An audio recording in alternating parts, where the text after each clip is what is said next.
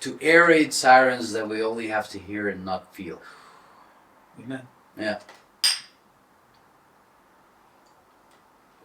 I usually don't praise myself, but I'm good at toasts. I'm good at saying some interesting things. You are, and in fact, you had a very good toast today. We had a very interesting lunch today, something that I, as an American, never imagined that I would ever experience, and especially ever experience in the Russian Federation. As we had lunch with a group of men who were assigned to protect us during this trip. Yeah, during this venture. During this venture, and we met at a Stalovia. We had a how would you say, like a family style lunch? No, we had that was a What is that? stop, but it was a truck stop from the drawings you can see. Okay, right. But it was a good restaurant. I mean, we had Lagman, which was fantastic. Lagman was started out. A really good salad. They had very good baked potatoes with, I assume, paprika on top, and they had a barbecue or shashlik. Shashlik. And of course, they fed us vodka, which is quite normal, and they were toasting to a few things. They were toasting to what the objectives were. They were not toasting to fallen karmas, but just holding the drinks up in the air, which is common. And and then at that point, I was like, we can't leave here without saying something, because we're sitting at a table with real tough dudes. If you looked at them, they were almost like 2 or 1% or 3% fat. They were people that have been in combat. The one guy, if you took a look, because I looked at the back of his head, he's had cuts all over the back of his head, meaning these guys were lean and mean. Lean and mean. He's felt shrapnel. And they were courteous. They respected their chain of command. You mentioned that. Usually, like, I know who the officers are and who the NCOs, and then who, either way. It was quite an experience, and we had to say something, because they are the reason that we can actually do what we do. And we're fighting the unwinnable war, but we're coming out of it alive.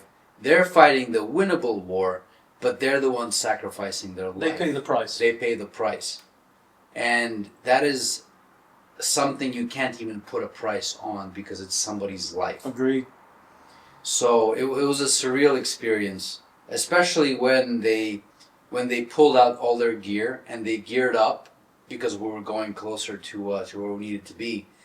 And I've been doing strike ball or airsoft for the past 4 years, and I recognize all that gear, but their gear is real. Mine is a replica of what they have. And I was looking at it and I was thinking, this is legit. The way they're dressing up to protect. And we're going to be going in some very interesting zones. Yeah, they were, and we were talking about green, yellow, red zone. Yeah. And these guys were strictly always in the yellow zone. But when they went to gear up, they were this close from jumping in the red if they needed to.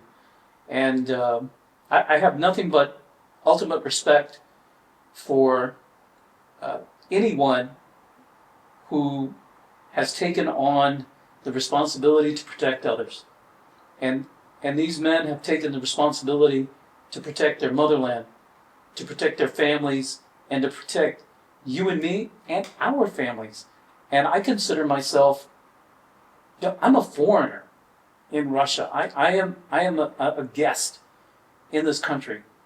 I have been welcomed by the Russian Federation. I have residency here. But this is, to me, an honor, because Russia just doesn't let anybody in the country. And so... Or sit with them. That's the other part. Because here I am representing my passport. It's an American passport. And I'm sitting at the table. And my government has not been a friendly nation to the country that's being represented at this table, nor the men who were asked to defend against the aggression that my passport represents. And did any of them actually Negative. call you a spy? No. Or like No. make any jokes? They were extremely None. courteous. So this is what we feel when we go to the U.S. And we, even without any kind of channel or YouTube channel, if you're Russian in the States, automatically you're a communist spy. But you didn't feel, you felt protected. You felt as a VIP almost. Exactly. I felt like I was a VIP. I was treated with courtesy, with respect, and with honor, and to break bread amongst these men, we were all one. We were all the same, because no matter what my passport says, I believe in what the Russian Federation is defending. I strongly disagree with the actions of my government, not only against the Russian Federation, but with the way that they've acted around the world. This is nothing new. We know what the U.S. has done around the world. I'm not proud of it because I don't agree with it. And I think these men hopefully understand that I'm just a single person, just one individual. I can't change the mind of my government. Hopefully things are starting to get better, but if sitting at this table is any indication of what we can achieve through mutual understanding, mutual cooperation, and respect between nations, then I'm very hopeful for the future. But for me to be sitting at this table, knowing that how my government has acted in the past, is acting now, yes, there are indications that they are trying to move forward and to improve that relationship, and I appreciate that. I want that. I want more of it. But none of these men would have laid down their lives for me. Yeah, for me. Exactly, yeah, for us. For you, for me, for all of us at this table. Yeah. And the interesting part is that makes me feel as an inferior man. We're all fighting our battles, but these guys they're hardcore, they're professional. And me personally, I'm speaking for myself here. It makes me feel inferior. I look up to them because whilst they are out doing the duty of protecting other people, you and I are sitting here drinking some cognac in front of a camera, talking about our experience to try and change the minds of other people who have not been exposed to this information. And I know when it's gonna, if push comes to shove and it breaks out into something crazier than it already is, then my brother and I, because we didn't leave the country when this happened, many Russians left. They put their tails between their legs and they left. My brother and I said, we're staying. This is where our home is. This is where our family is. If something happens, we're ready.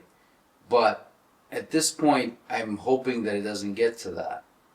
But I just feel they're top of the top. And I'm really grateful. Yeah, humble and grateful. I was extremely humbled because to me, at that table, I was representing the USA. And so I want to put on the best face, because I am representing that. And these men here are willing to protect me so that we can help get our word out. But it was such a humble experience. But I mean, how does it really, and that's the question here that we're curious to know. I'm curious to know. You're an American. I've lived in the States. I know the types of propaganda that gets fed into the American minds, that Russians are, the devil and everything. You're here. Your family, part of your family is there. I mean, and and you were born there, you were raised there, you know it, and you're a Texan. I mean, man, like if I were to ask, if someone were to ask me, who do you think are the most patriotic and proud Americans? I'd say Texans. But you're here. I'm curious, how does it make you feel? Because technically speaking, you're on the other side. That's correct. So, I mean, how? Would you be able to tell me and the audience, like, why and how does it make you feel? So first of all, I feel proud in the fact that I feel an affinity to Russia. I'm not only an affinity, but also an amount of respect and patriotism for the country because of the way that it protects its motherland, its citizens, its how it protects Russia. At the same time, this is what I would expect as a Texan. We would be defending Texas as well if it were reversed. But at the same time, I didn't want to, I never felt shame. I never felt, how to say, I felt more Russian than American at that table. You know what I mean? I didn't even have to really think about it because they made me feel like one of them. If that makes sense. No, that makes sense. They made me feel welcomed. They made me feel like you're at this table, you're safe, you're one of us. But your country, technically, your government, My government. specific, your government has declared my country as an enemy, and you're here. So that is what is interesting, is to understand how is that. One, how does that make you feel? Because technically speaking, and you're obviously you're a proud Texan, and I've learned that through my conversations with you. But it can't be an easy feeling to be behind. You could sort of say you're with the other side. But here's the thing: I'm embarrassed, and actually, the word "embarrassed" is too light of a word. It really doesn't encompass all of the emotions and all of the almost like animus that I feel for the way that my country has behaved on the world stage. And I don't represent that. I'm not that. I am not that. And a majority of Americans are not that. I was going to ask. A majority of Americans do not want that. But what most people don't know outside of America is that the average American is realizing today that their voice is it's unheard. It's unheard and it's unheeded. We vote in election after election, and we send representatives who are supposed to vote the will of the people only to vote the will of special interest or whoever happens to be paying the most. Whether it be military-industrial complex, whether it be the deep state, whatever you want to call it, they do not represent the will of the people because majority of Americans they want the same thing Russians do. They want happy, productive lives. They want a safe environment for their families and for their children. They want their children to grow up and be productive as adults as well in a safe environment. They want laughter. They want Sunday afternoons. They want barbecues with family and friends because we're all human until the government gets involved and for whatever means, wants to dictate the way that they want to operate in the world. I don't represent that, and it's hard for me to express that in words, but I hope that my presence here in Russia, my channel, the whole purpose of my channel was just to show people in the West, hey guys, it's not the way you're being told. It's not the way that you've been led to believe. And if you don't believe me, fine. Come see it for yourself. I invite you to come to Russia and see it for yourself. Don't believe me. Don't, believe my words or whatever. Even though I'm trying to show you reality, come visit. Come visit.